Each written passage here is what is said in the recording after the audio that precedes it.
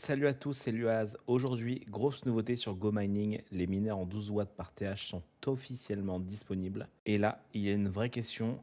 Est-ce que c'est une excellente nouvelle pour la rentabilité ou est-ce que c'est encore une fausse bonne idée d'upgrade? Dans cette vidéo, on va voir ce que change le 12 watts, combien ça peut te faire économiser et surtout si ça vaut le coup pour ceux qui ont déjà des mineurs en 15 watts par exemple.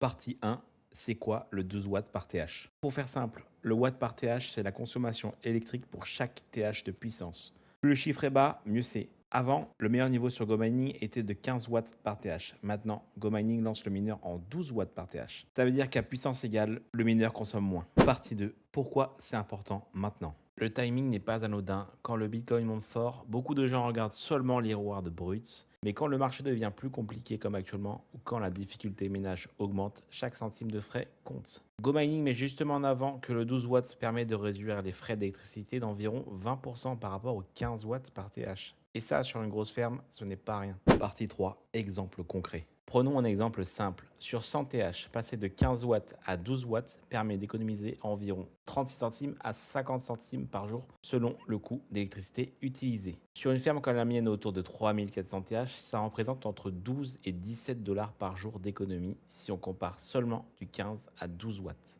Donc oui, techniquement le 12 watts est meilleur, mais maintenant il faut parler du vrai sujet, le prix de l'upgrade.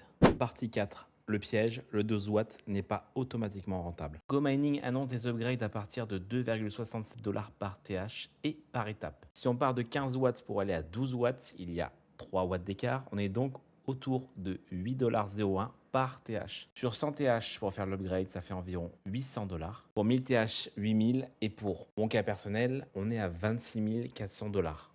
Et c'est là que c'est très important. Il ne faut pas juste dire 12 watts, c'est le meilleur, j'upgrade tout. Il faut regarder ton devis dans l'application, ton niveau de réduction, tes frais réels et calculer combien de temps il faut pour récupérer ton investissement. Partie 5, mon avis. Mon avis est simple. Le 12 watts par TH est une excellente évolution pour GoMining. Ça montre que la plateforme continue d'améliorer son efficacité et c'est essentiel dans le minage Bitcoin. Mais pour un utilisateur déjà installé, ce n'est pas forcément un upgrade à faire les yeux fermés. Pour moi, il y a 3 stratégies possibles.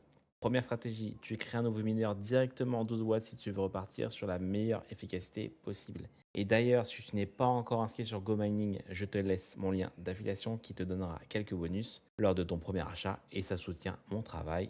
Deuxième stratégie, tu upgrades seulement une partie de ta ferme, par exemple ton mineur principal ou celui que tu veux garder très longtemps.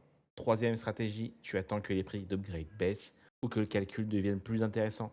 Personnellement, je vais sur la troisième stratégie, upgrade après 15 watts, le prix est trop élevé pour le moment.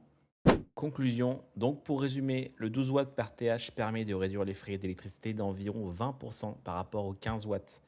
C'est très positif pour les rewards nets, mais l'upgrade peut coûter trop cher et surtout sur une grosse ferme.